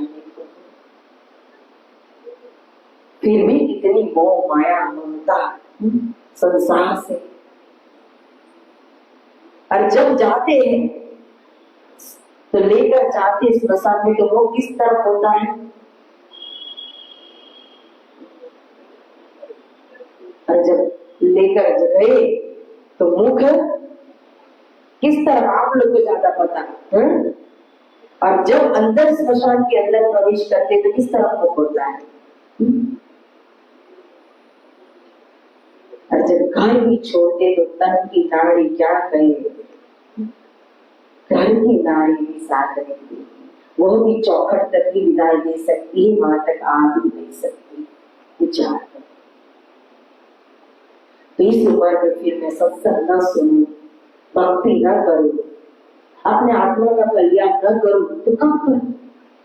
तो आपको भी अपने जीवन जिंदगी सुधार बंदे, ये तेरा ही काम है, जिंदगी सुधार बंदे। तो तेज भाई ने भी फटकार दिया। तब तेज भाई ने कहा तुम अपने घर के कर जाओ, मैं तो वहां जाऊंगी, तुम करने वही सो करो आए। अगर कुछ कहना है तो अपनी ग्राम पत्नी को जाकर के कहना, उनको रोको, आकर के मुझे रोकने की और कहने का अधिकार आपका नहीं है। मैं तो जाऊंगी जाऊंगी जाऊंगी। तेज भाई के आगे भी किसी का जोर चला नहीं। तो युद्ध किया दज्जाल ने, बड़ा जो किया शोर, हाथ पांव अपने पटके पर कछु न चला जोर। दज्जाल ने बरसाने के अंदर प्रवेश होकर के कहो उपद्रव मचाया, लेकिन किसी का भी जोर चला नहीं, किसी के आगे भी चला नहीं। तो स्वयं अपने हाथ पांव पटक करके पछताते हुए घर में बैठे। और यहाँ तो चर्चा चितवनी छो होने लगा जोर, चित राज को सात तरफ बढ़ने लगा जोर। अब दिन प्रतिदिन कहो चर्चा हो रही, चिंतन हो रहा है, चितवनी करा रहे हैं, रसे उत्सव धूमधाम हो रहा है। और दिन प्रतिदिन सुंदर साथ में आपस में भी प्रेम और श्री जी के प्रति भी प्रेम बढ़ता बढ़ता बढ़ता जा रहा है। लगभग यहाँ कहो तो 3 मास हो चुके हैं आवासी बंदर के अंदर, लेकिन जिनके ऊपर नजर है वो न शकुंतल दिखाई दे रही है, न सुकुमार दिखाई दे रहा है। तो आवासी बंदर के ऊपर राज थोड़ी करना है। तब यहाँ से जाने के लिए विचार किया, लेकिन भैरव से विदाई देने के लिए तैयार नहीं है। तो नीचे वाले श्रीनाथ जी ने ऊपर वाले श्रीनाथ जी के ऊपर सौंप दिया। जब हमारा जीवन न चले तो क्या तुम ही करो। अब सुंदर साहब को छोड़ करके निकलना मुश्किल हो रहा था, ऊपर वाले ने भी काम कर दिया। यह तो कारज कारण आज साथ कारना ठोर ठहरो, तिस वास्ते ऐसा चाहिए तब आएगी बात ने। और अलग अलग जगह पर, अलग अलग स्थान पर, अलग अलग जाति वर्ण के अंदर आई ब्रह्म सृष्टि को जगाने के लिए कहो अब यहाँ से निकलना था। इसीलिए एक बातूनी आ गई, मतलब एक बात फैल गई। क्या बात फैल गई कि गवर्नमेंट ने जन जन के ऊपर टैक्स लगाया हुआ है, तब सबकी नामावली दर्ज होगी। तो आएंगे सरकारी कोई अफसर आएंगे नाम दर्ज करने के लिए। जब यह बात फैल गई तो टैक्स बचाने के लिए सुंदर साथ इधर उधर प्रजा भागने लगी। और यहाँ भैरव सेठ के वहां तो इतनी बड़ी जमात जब बैठी और उसी समय आ जाए और सारे नाम उसी की नामावली में चले जाए, उनके नाम पर तो क्या होगा। तो भैरव सेठ को भी चिंता हुई, तो आकर के श्री जी से कहा कि मैं क्या करूं। तो श्री जी ने कहा इसका एक ही उपाय है, ये सब मेरे कारण है, मुझे विदाई दो, मैं जाऊंगा तो सब अपने घर चले जाएंगे। तो फिर भैरव सेठ को भी विदाई देनी पड़ी। उन्होंने कहो तो जाहिर कर दिया कि कल श्री जी साहेब जी को यहाँ से आवासी बंदर से आगे निकलना है। तो बड़े धूमधाम से कहो इस चर्चा और यज्ञ जो चल रहा था 3 मास से, इसको पूर्णावती की जाएगी। तो आप सब विदाई देने के लिए आना। तो अब यहाँ वस्त्र भूषण पैसे भली बात दिए साध, जैसी उनकी शक्ति तैसी भली चालाकी करी हाथ। बोलो श्री प्राणनाथ प्यारे की। सभी विदाई देने के लिए आए और सब ने अपने अपने मन के मुताबिक कहो, शक्ति के मुताबिक कहो, भाव के मुताबिक कहो, अंकुर के मुताबिक कहो, क्योंकि सब कुछ शामिल होता है ना। जैसा अंकुर हो, जैसे धन हो, जैसा भाव हो, उस हिसाब से फिर सेवा होती है। तो सबने अच्छी तरह से वस्त्र, भूषण, धन, संपत्ति, पैसा आदि अच्छी तरह से विदाई दी। जिनका जैसा अंकुर लाभ लिया तिन मावक, ताको तैसी शोभा भई जो आज्ञा थी हक का। अब सेठ जी को भी कोई कमी नहीं थी, तो विदाई में उन्होंने भी कमी रखी नहीं।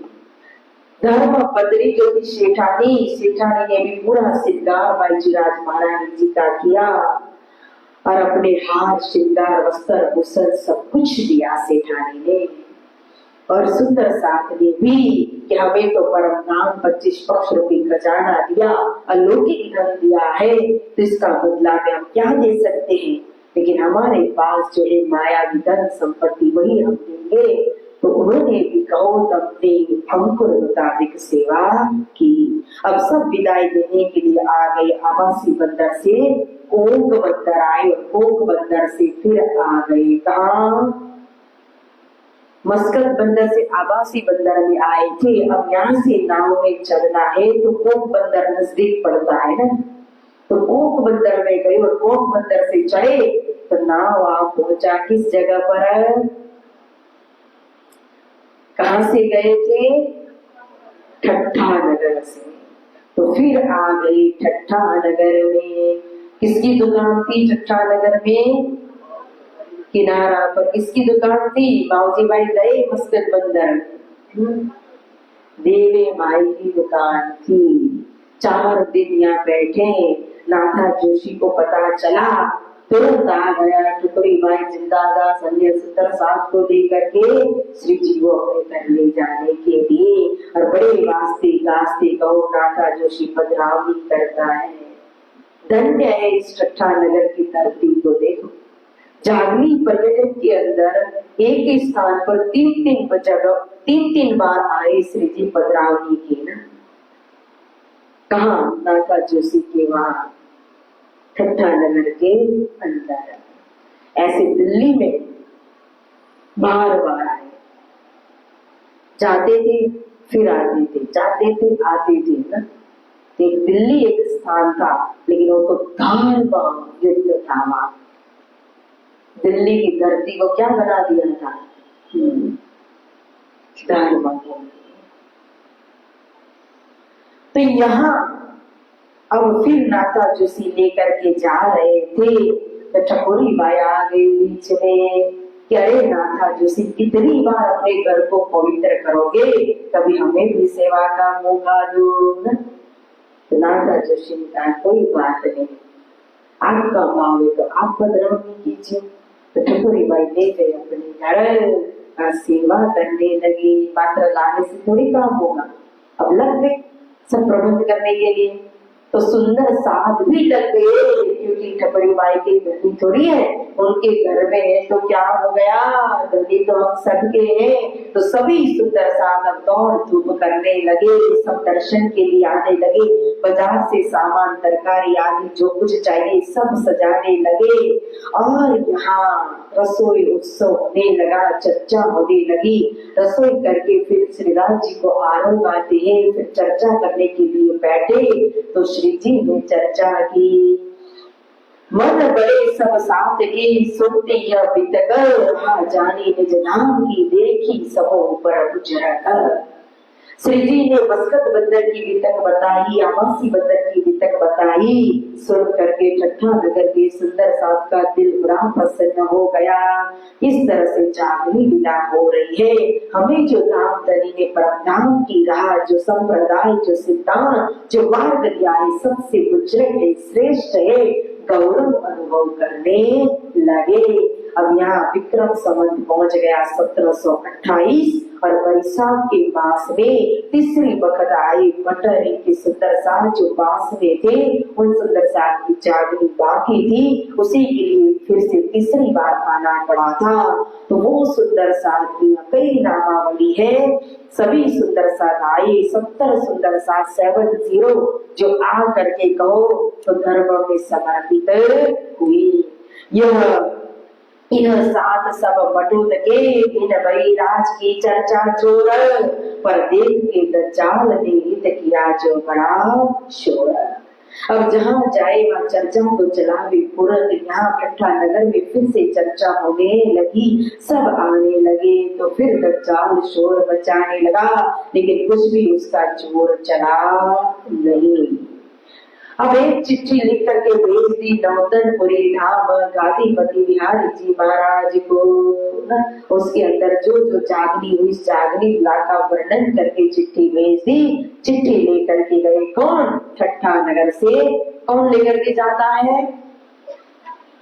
हाँ, हाथ ऊपर करो। कौन चिट्ठी लेकर के जाता है? बोलो। हाँ, जोरदार ताली उनके लिए। चिंतामणि भाई, उनका नाम क्या था? श्यामल दास जी चिट्ठी लेकर के गए नौतनपुरी धाम। अब चिट्ठी वहां लेकर गए और श्री जी आए कहाँ? पोरबंदर। क्यों? कि हमारे स्वामी श्री लक्ष्मण सेठ नाथ जी महाराज। अब उनके ऊपर माया का ऐसा तूफान आया। इतने बड़े सेठ थे, 99 जहाज एक ही साथ दरिया में चलते थे, इतने धनी थे, लेकिन ऐसा तूफान आया, धक्का लगा माया की तरफ से कि सारा बिजनेस खत्म हो गया, सब कुछ डूब गया, देवीदार बन गए। तो दुकान बिजनेस छोड़ करके एक उनका घर था कहाँ? पोरबंदर के अंदर। आज भी आप जाओगे पोरबंदर तो अपना जो प्रणामी मंदिर है, वो प्रणामी मंदिर की एक ही दीवार, वहां की खिड़की से आप झांकोगे, मतलब देखोगे तो लालदास जी महाराज जी का घर दिखाई देता है। मतलब भी जो मंदिर है ना, वो लालदास जी महाराज जी का घर, और पास में जो हम देखते हैं ना खिड़की से, वो है किसका? गांधी जी का। पोरबंदर के अंदर उनका भी निवास था। तो वही उनकी माता का नाम क्या था? और पुतली बाई थी प्रणामी धर्म को अंगीकार करने वाली। तो उनकी दीवारों पर कहो अभी भी लिखा हुआ मिलता है। अभी तो उन्होंने पोरबंदर वालों ने दूसरी जगह पर पूरा एक म्यूजियम अच्छे से बना दिया है, सेंटर बना दिया, घूमने का एक प्लेस बना दिया, लेकिन वास्तविक उनका जो मकान था ना, वो लालदास महाराज जी के बिल्कुल पास में ताज मंदिर है, जो लालदास जी महाराज जी का घर है। तो पोरबंदर में आकर के रहने लगे, लेकिन धर्म को नहीं छोड़ा था और गहराई में उतर करके सेवा पूजा करने लगे थे। इतना बड़ा धक्का लगा, दुखी होंगे, सांत्वना देने के लिए आ गए श्री जी साहिब जी पोरबंदर। और यहाँ 2 दिन रहे पोरबंदर में, और साथ में रह करके लालदास जी महाराज जी के साथ चर्चा हुई, उनको सांत्वना दी, हिम्मत दी, और 2 दिन के बाद वापस पोरबंदर से आए श्री जी ठट्ठा नगर में। अब फिर जो चिट्ठी लेकर के गए थे श्यामल दास जी, और चिट्ठी का जवाब लेकर के भी आ गए 2 दिन में। तो बिहारी जी महाराज ने चिट्ठी का जवाब दिया, प्यासी कुएं के पास जाता है, कुआं प्यासी के पास आता नहीं है। क्योंकि चिट्ठी में श्री जी ने लिखा था, मुझे आपके दर्शन की आस है, आप आइए ना। तो बिहारी जी महाराज ने मना कर दिया, दर्शन के लिए आपको आना पड़ेगा, मैं आऊंगा नहीं। तो फिर चिट्ठी लिखी श्री जी साहिब जी ने कि दर्शन तो एक बहाना है, इतना सारा सुंदर साथ में सेवा दी है, कहाँ रखूं? वो सेवा मुझे समर्पित करनी है, मैं तो गुजरात आ नहीं सकता। क्यों? अहमदाबाद की नजर कैसे निकले थे रातों रात, तो मैं गुजरात आ नहीं सकता। इस समय आप ही आ जाइए। फिर दूसरी चिट्ठी लेकर के कौन गया? अब दूसरी चिट्ठी लेकर के कौन जाता है? हाँ, क्या कह रही है विनीता?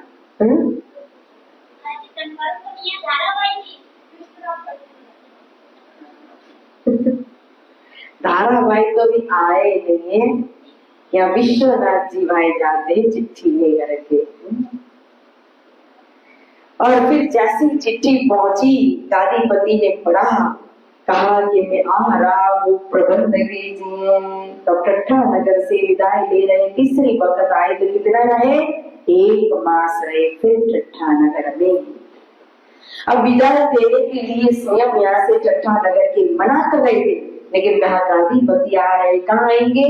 नलिया में आएंगे, मुझे हवेली लेनी पड़ेगी, प्रबंध करना पड़ेगा, तो मुझे पहले से ही जाना पड़ेगा।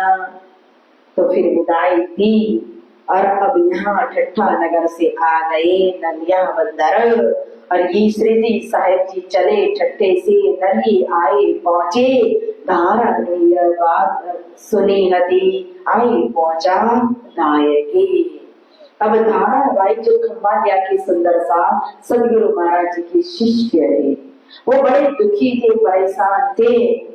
तो इंतजार में थे श्री जी साहिब जी कब आए, विदेश गए हैं, जैसे आएंगे तो मैं मुलाकात करूंगा, उनके दर्शन करूंगा, अपना दुख दर्द रखूंगा। जैसे ही पता चला कि नलिया बंदर में आए हैं, तुरंत दौड़ करके धारावाहिक अपने परिवार के साथ पहुंच गए और श्री जी साहिब जी से कहा, मोह के आगे यहाँ आवेश, दिन में होए दीदार, मैं श्री राज की बातें सब कहूँ, श्री धाम लीला विस्तार। मेरे ऊपर श्री राज जी की मेहर हुई, मुझे आवेश आने लगा नदी का, और आवेश में कहो तो मैं 25 पक्ष परम नाम का वर्णन करने लगा। जब सुंदर साहब ने देखा तो सब मुझे बिठा दिया, एक आसन दे दिया, पतली सी गादी दे दी, मैं उसके ऊपर बैठ गया तो चंदन भी कर दिया और आवेश को देख करके आरती भी कर दी। यह बात पहुंची जामनगर के अंदर गादीपति बिहारी जी महाराज के पास। तो वो बड़े दुखी हो गए कि अरे कैसा धर्म, किसी परंपरा। तो फिर तुरंत उन्होंने अपने हजूरी जी को भेजा चिट्ठी लिखने के लिए। चिट्ठी पहुंची खंबालिया और सुरजी भाई को बुलाया, क्योंकि यह सब करने वाले कौन थे? सुरजी भाई थे। और वो जागृत हुए थे पहले ही, कहाँ मिले थे? तो सुरजी भाई श्री जी को वहाँ आभासी बंदर में उनकी जागनी पहले से ही मस्तक बंदर भी हो गई थी। तो जब वो खंबालिया में आए और उन्होंने धारावाहिक के अंदर राजी महाराज का आवेश देखा, तो उन्होंने फिर गादी भी दी, तिलक भी दिया और आरती भी की कि तो रांची की महल से सब कुछ हो रहा है करके। तो सुंदर साथ भी करने लगे। तब सुरजी भाई को बुलाया जामनगर। जब सुरजी भाई आए तो सुरजी भाई को पूछा, गादीपति बिहारी जी महाराज ने क्या हाल चाल है खंबालिया के अंदर? तो बड़े खुशी से सुरजी भाई ने कहा, सिराज जी की अपार मेहर कृपा है, सब आनंद मंगल में है, धारावाहिक के माध्यम से तो और कृपा मेहर बरस रही है। तो गादीपति नाराज हो गए, दुखी होकर के कहा, ये मेहर नहीं, आप लोग सबको माया की लहर लगी है। अभी जाओ धारावाहिक को धर्म से तिलक प्रसाद से अलग कर दो, नहीं तो आपके साथ मेरा धाम का संबंध नहीं रहेगा।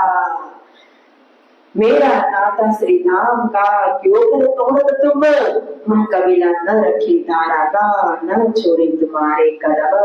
अब सीधे साधे सुरजी भाई तो उन्होंने कहा, नहीं आप जैसा कहोगे मैं वैसा ही करूंगा महाराज जी, क्योंकि मैं अपना धाम का नाता तोड़ना नहीं चाहता हूँ, बेचारे डर गए। तो फिर आकर के सुरजी भाई ने धारावाहिक को धर्म से गांव से अलग कर दिया, तिलक प्रसाद से अलग कर दिया, पूरे परिवार के साथ को धर्म से अलग किया। सबने हाथ जोड़े, रोए धोए, लेकिन कहा कि मेरी क्या चले, मैं तो चाहता भी नहीं ऐसा करो, लेकिन वहां से ऑर्डर है, जो भी समझाना है तो आप बिहारी जी महाराज को समझाइए। तो धारावाहिक आए नवतनपुरी नाम बिहारी जी महाराज के पास समझाने के लिए।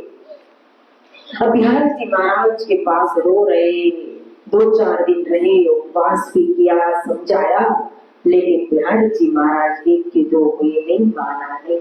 तो दुखी होकर के वापस खंबालिया आ गए और श्री जी के इंतजार में थे ना। तब श्री जी के पास आए तो सारा दुख दर्द कहा दिया श्री जी को कि मैं आपके पास आया हूँ, अब आप जो जानो तो करो ना, अब जो जानो तो करो, मैं तो आए गए कदम, अब मैं न तो कहूँ जाऊंगा रहो खग के तले मुकब, अब मैं आपके चरण नहीं छोड़ूंगा, आपकी आज्ञा में रहूंगा, मेरे ऊपर कृपा दृष्टि कीजिए। तो श्री जी ने कहा चिंता मत करो, अभी आ रहे हैं गादीपति बिहारी जी, यहाँ उतरेंगे बंदर दरिया बंदर। तो आप ऐसा करना कि पहले ही जा करके उनको साष्टांग सबके बीच में दंडवत प्रणाम करना और फिर आ करके मुझे यह बात यह सूचना देना, मैं तथास्तु कर दूंगा। उपाय बता दिया, या प्रबंध किया, एक हवेली ली अपने नाम की उज्जत से कामदार के पास, एक सुंदर हवेली दो, हमारे गादीपति आ रहे हैं। और सब तैयारी की, उतने में अपने हजूरी और कहो 8-10 सुंदर साथ के साथ गादीपति आए और उतरे मड़ई बंदर। तो धारावाहिक तुरंत दौड़ करके गए, सबके आगे जा करके उन्होंने साष्टांग दंडवत प्रणाम किया और दौड़ करके आए श्री जी साहिब जी के पास। सभी सुंदर साथ के बीच में कहा कि अरे गादीपति बिहारी जी महाराज आ गए, महाराज जी आ गए, महाराज जी आ गए। तो फिर श्री जी ने कहा कि हे धारा मन तुझे क्या चाहिए, आज तो इतनी बड़ी खुशखबरी दी है कि मेरा जी करता है कि मैं दिल निकाल करके अपनी जान बिछावर तेरे ऊपर कर दूं। मुझे कुछ नहीं चाहिए, बस धर्म के अंदर शामिल कर दीजिए। तथास्तु। अब सब आ गए मड़ई बंदर लेने के, सॉरी नलिया बंदर लेने के लिए गादीपति जी को, और वास्ते गास्ते ले करके आते हैं हवेली में। अब यहाँ 5 ग्रुप जमा हो गए नलिया के अंदर। एक तो श्री जी के साथ ठट्ठा नगर से आने वाले थे नाथा जोशी भाई, फिर रूपा राधा और स्वयं कहो तो तेजपुरी जी थे ना। तो ये नाथा जोशी और खेमा बाई ये ठट्ठा नगर के सुंदर साथ थे। फिर तेजपुरी जी और वहाँ मस्कत मंदिर में मिलने वाली रूपा और राधाबाई ये स्वयं सर जी की सेवा में थी, दूसरा ग्रुप था। फिर एक ग्रुप आया धाराबाई के साथ खंबालिया से, उनमें थे बेली बाई, अजबाई, सुरजी बाई, हरजी बाई, जीवराज बाई और फिर दास बाई।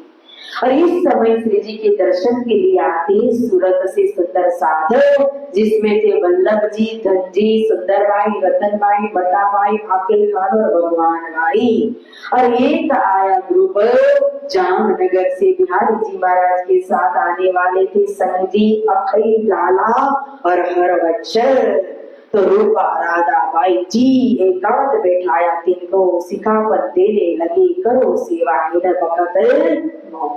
श्री जी साहिब जी ने रूपा राधा और अपनी धर्म पत्नी यानी कि तेजपुरी जी को उपदेश दिया कि अच्छी तरह से बिहारी जी महाराज जी की सेवा करना, धाम के नदी जानियो बिहारी जी को राजल, इनकी आज्ञा में हो तो तुम मेरे की सब काज।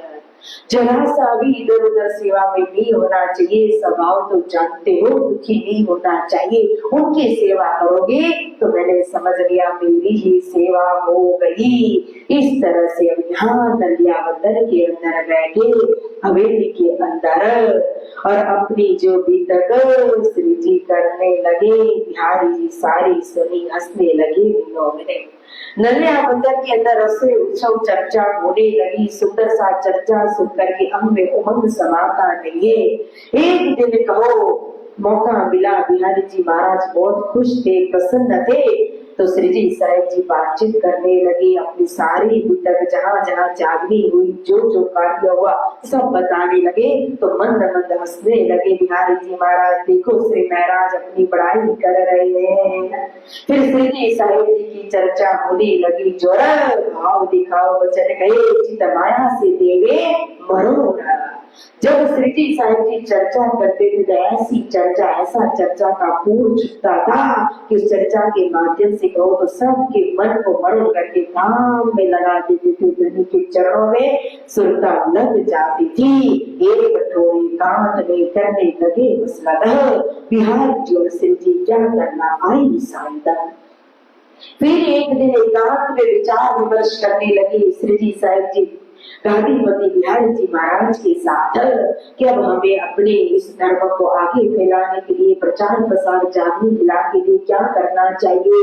सदगुरु महाराज ने कहा था पुसर से 14 भवन, तो हमें क्या करना चाहिए। खुश होकर के ऐसे धर्म के विषय में बातचीत कर रहे थे। फिर देखा कि और खुश है, तो जो कुछ भी मिला था दान दक्षिणा में, धोती पोती धन संपत्ति वस्त्र भूषण, वो सब कुछ दे दिया बिहारी जी महाराज को। इतना ही बहन मोतिया जुड़ी हुई, मात्र 2 जोड़ी वस्त्र रखा अपने बदलने के लिए, बाकी सब कुछ गादीपति बिहारी जी महाराज को दे दिया।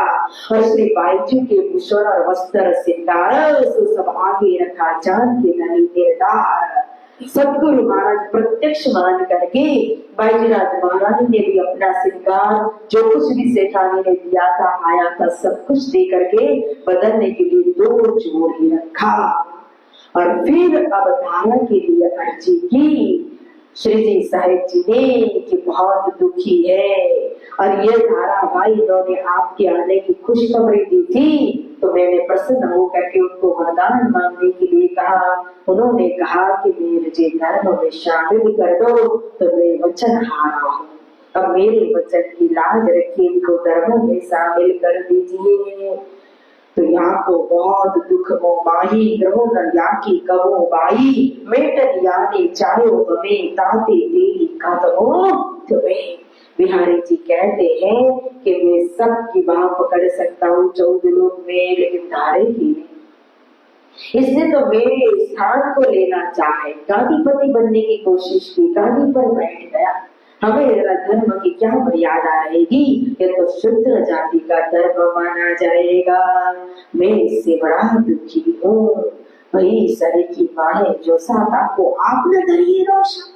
श्री जी साहिब जी ने कहा कि आप दुखी क्यों होते हैं? अगर चंदन किया, सुंदर साथ ने आरती की, तो उनके अंदर आने वाले राज्य के आवेश को किया, दाना भाई को थोड़ी ने किया। तो गादीपति बिहारी जी महाराज कहते कि मैं गादी पर बैठा हूँ, गादी पर तो मुझे आवेश ना आए, जोश ना आए, और दाने भाई को है। कैसी बात कर रहे हो महाराज? बहुत दुखी हो गए। तो फिर शांत हो गए कि पता नहीं अब क्या हो जाए। तो सुंदर साथ ने श्री जी साहिब जी को शांत कर दिया कि तबियत तो जानते हो स्वभाव इनका, इसलिए चुप रहिए। फिर 2-4 दिन हुआ, फिर मौका मिला, तो फिर श्री जी ने अर्जी की नारे भाई के लिए, क्या गुनाह है इनका और जो पाया तुम्हें, कहानी तिने कौन गुनाह से सांस से निकलना होए। अरे धारा भाई गादी पर बैठे थे कि धर्म पत्नी और बहन इन दोनों का क्या दोष है, उनको क्यों धर्म से निकाला? सुंदर साथ बहुत दुखी है, आप उनको धर्म में शामिल कर दीजिए। तो कहा देखो महाराज, एक बार क्या 1,00,000 बेर भी आप मेरे पास धारावाई की बात लेकर के आओगे ना, तो मेरा एक ही जवाब होगा। इसलिए आपके बाद आप मेरे पास धारावाई की बात लेकर के आना नहीं। फिर सुंदर साथ ने श्री जी को चुप कर दिया। और यह सब कुछ देख करके रूपा और राधा का मन नहीं लगा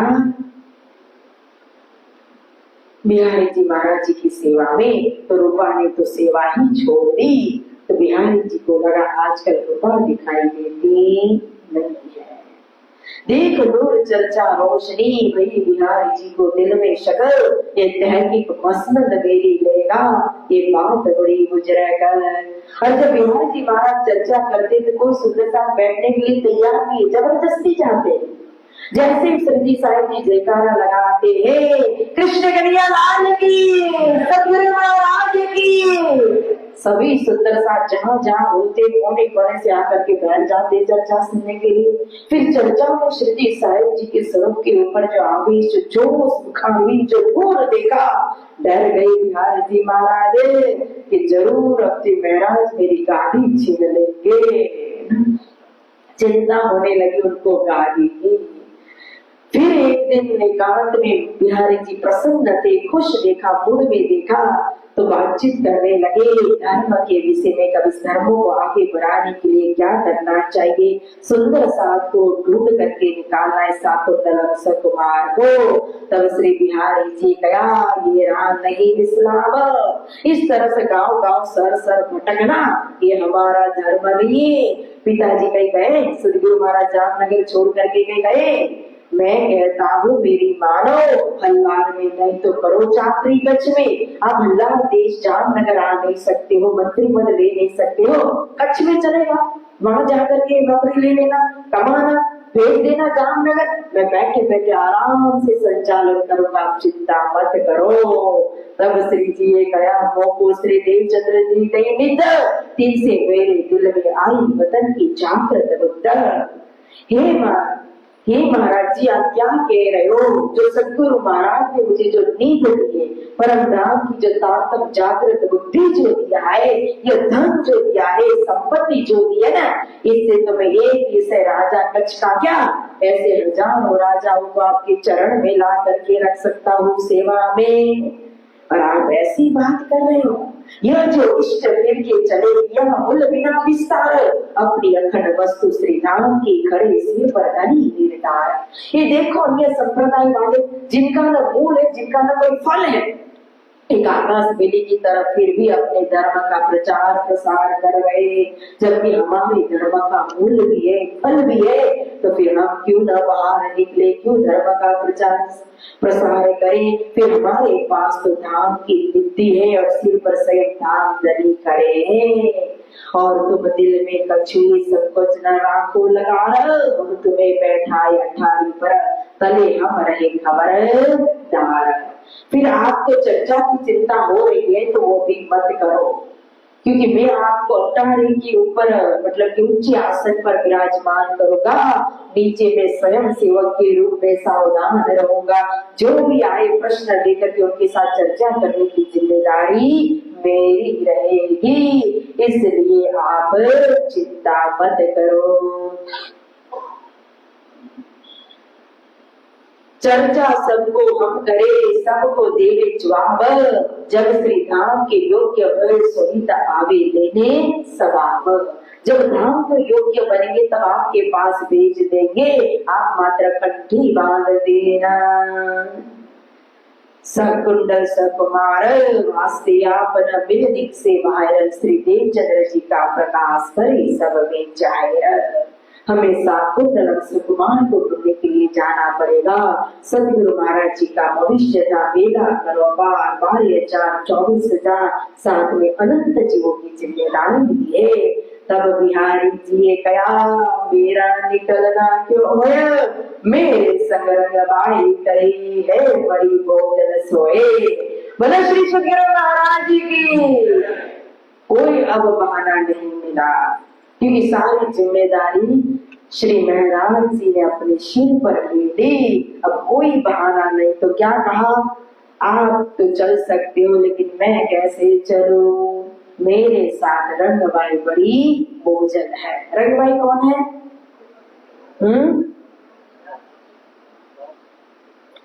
बिहारी जी की धर्म पत्नी कौन थी? कृष्णा। ये रंगबाई कौन है? अब कृष्णा उनको बोझ रूप नहीं बनी, बेचारी सीधी सादी पतली सी होगी, रंगबाई बड़ी बोझल होगी, मोटी सी होगी मेरी तरह। कौन है? नागजी भाई की धर्म पत्नी। तो जब मैं जाऊंगा मेरा मजूरी जाएगा, मजूरी जाएगी तो उनके धर्म पत्नी भी जाएगी, तो इस सब की जिम्मेदारी मेरे ऊपर है, तो मैं जा नहीं सकता हूँ। आप तेज गुरु जी को लेकर घूमो, इस रास्ते मेरा चलना वही नहीं क्यों कर, धनी को जो वही करना सो आप जुड़े तो ही कर। मैं तो निकल नहीं सकता, वो तो सब विद्या जी समर्थ है, उनको अगर धर्म में लाना होगा, बेचना होगा तो अपने आप ही मेरे पास भेज देंगे, मैं कंठी बांध दूंगा, उसमें क्या बड़ी बात है। भीड़ पास यहाँ रहे, और दोनों के दिल में अंतराई हुई कि एक तो धारावाहिक के विषय में इतना समझाए फिर भी माने। धर्म की जिम्मेदारी किसकी है? उनकी है। वो जामनगर की गादी पर बैठे हैं, तो धर्मों के भविष्य को देखने की जिम्मेदारी, विशाल दृष्टि लेकर के चलना उनकी है, लेकिन फिर भी मानते नहीं है। सारी जिम्मेदारी मैंने लिया, फिर भी नहीं। पर बिहारी जी महाराज के दिल में क्या हुआ? श्री महराज आगे होकर के मेरी दादी छीनना चाहते हैं। अब दोनों ने अपनी अपने दिल की बात अपने अंदर रखी, लेकिन श्री जी ने तो अपने दिल में परिवर्तन कर लिया कि छोड़ो, गुरु पुत्र है, गादीपति, हमें अयोग्य विचार करना चाहिए नहीं। और फिर अब यहाँ से कहो फिर निकल रहे हैं नलिया मंदिर से। तो यहाँ अब नलिया बंदर से लगे 1.5 मास रहे यहाँ नलिया के अंदर। अब गादीपति बिहारी जी महाराज जी को विदाई दी, तो आए सब विदाई देने के लिए मढ़ई बंदर से नाव में चढ़ाया बिहारी जी महाराज जी को। नाव गया जामनगर जाने के लिए, लेकिन नाव कहाँ बीच में जाता था, किस जगह पर? हाँ, खम्बालिया होकर के, सीधी बस नहीं थी, ट्रेन नहीं थी, फ्लाइट नहीं थी, माया होकर के जाना पड़ता है। तो खम्बालिया होकर के जाएगा नाव जामनगर। और फिर यहाँ बाग में उतारा किया श्री प्राणनाथ जी ने अपने सुंदर साथ के साथ। तो दूसरे दिन निकलना था, दूसरे दिन अब नाव चलेगी। तो श्री जी साहेब जी भी नाव में विराजमान होंगे, और यहाँ से कहो तो फिर खम्बालिया होते हुए दोरा जी की तरफ जाएंगे, और दोरा जी से कहो तो फिर आएंगे सूरत के अंदर, माँ सत्रवेणी की लीला होगी, और श्री 5 महामंगलपुरी धाम की स्थापना होगी। श्री जी साहेब जी श्री महाराज श्री प्राणनाथ के रूप में जाहिर होंगे, सिंहासन पर पधरावनी होगी, जो हम श्रवण करेंगे। बोले श्री प्राणनाथ प्यारे की।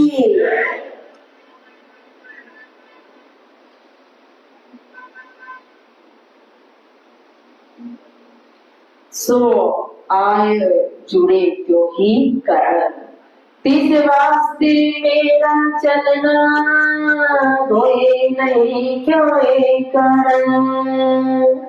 धनी को जो होए करना, सो आए जुड़े क्यों ही कर, सो आए जुड़े क्यों ही कर। बोले श्री सदगुरु महाराज की, श्री प्राणनाथ प्यारी की, श्री बैजनाथ महारानी की, श्री कृष्ण कन्हैया लाल की, श्री छत्रसाल महाराज की, स्वामी श्री लाला सी महाराज की, वेदक महायज्ञ की, समस्त परमहंस महाराज की, बोल पंजी वाले की, बंसी वाले की, गुम्बट वाले की, बंगले वाले की, रास के रमैया की, प्राणनाथ प्यारे की, प्राणनाथ प्यारे की, प्राणनाथ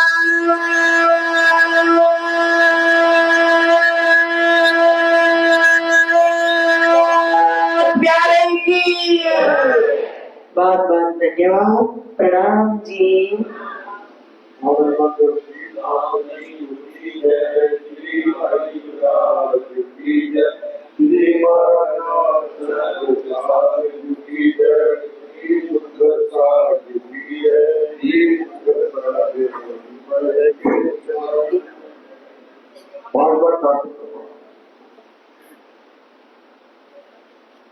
फिर चले गए अंदर, फिर अंदर आ जाएंगे, दाग लग जाएगा इसमें ना।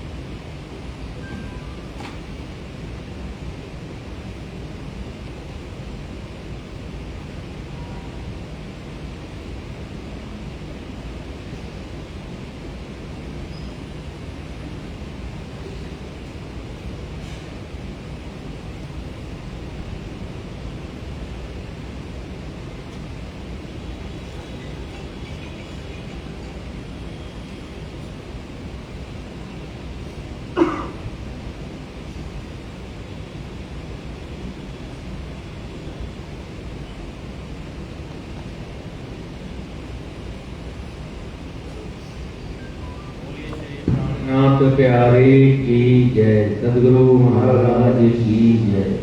बोले श्री प्राणनाथ प्यारे की जय। बहुत ही आनंद का विषय। आज विदक मास का 17 दिन और परम पूज्य महाराज जी के मुखारविंद से हम सब आनंद ले रहे हैं। लगभग 13 से 14 दिन हमारे पास और बचे हैं। हम सुन रहे हैं श्री जी की बीतक। उसमें हम सुनते हैं कि सुंदर साहब जी कितने मास तक निरंतर कथा सुनने के लिए समयबद्ध आते थे। हमें मिला है सिर्फ 1 मास, जिसमें भी लगभग आधा समय बीत चुका है। बचे हैं लगभग 13-14 दिन। और समय का विशेष ध्यान अगर हम रखेंगे तो सबको आनंद और आएगा। फ्लाइट होती है हम लोगों की कहीं पे इंटरनेशनल या नेशनल, हम लोग 1.5 घंटा पहले घर से निकलते हैं। हम लोग देखते हैं हमारी फ्लाइट नहीं छूटे, हमें टाइम से पहुंचना है। तो ये भी आप इसको भी एक फ्लाइट की तरह समझें कि हम यात्रा कर रहे हैं श्री जी के साथ। समय 7:15 का है। सुंदर साहब की संख्या 7:15 बजे जितनी होती है वो अपन सब जानते हैं।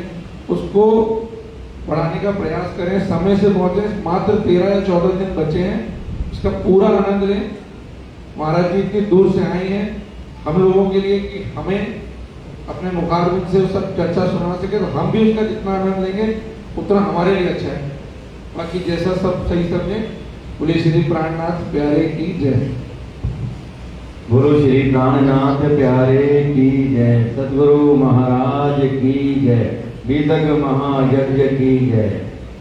आदरणीय सुंदर साहब जी आज के विशेष प्रचार की व्यवस्था श्री धूल सिंह जी ने की है, उनके लिए बहुत बहुत धन्यवाद। और कल के भोग की बारी श्री वीरेंद्र जी जलाहा, श्री कैलाशनाथ आहूजा, श्री वरुण आहूजा, श्रीमती शशि तनेजा, श्री हिमांशु तनेजा, श्री संजीव आहूजा, श्री साहिल आहूजा, श्री प्राण तनेजा, श्री जयंत तनेजा, श्री सुरेंद्र सुखीजा, श्री मुकेश सुखीजा, श्री रचित प्रणामी, श्री सुरेश कटारिया, श्री सतपाल जलाहा, श्री वतन जलाहा, श्री अशोक कटारिया, श्री उदय कटारिया, श्री दिनेश कटारिया, श्री बकल कटारिया, श्री वीरेंद्र कटारिया। बोलो श्री प्राणनाथ प्यारे की जय। सुंदर साहब जी कल की बीतक में सूरत के प्रसंग पे विशेष आरती का भी प्रबंध है। तो जो भी सुंदर साहब घर से भोग लेके आना चाहे वो घर से भोग ला सकते। पिया तुम हो कैसे कीजियो, मैं अर्ज करूं मेरे पीर। पिया हम जैसी तुम दिन करो, मेरा तलब तलब जाए जीव जी। पिया जीवन को जीवे नहीं, दिल की प्यास दी। पिया तुम बिना किन से कहूँ, पिया तुम हो मेरी आस दी। पिया दिलानी मैं तो करूँ, पिया जो कोई दूसरा होगी। पिया सब विध वाला जी सामत, दिन जात रोए रोए जी।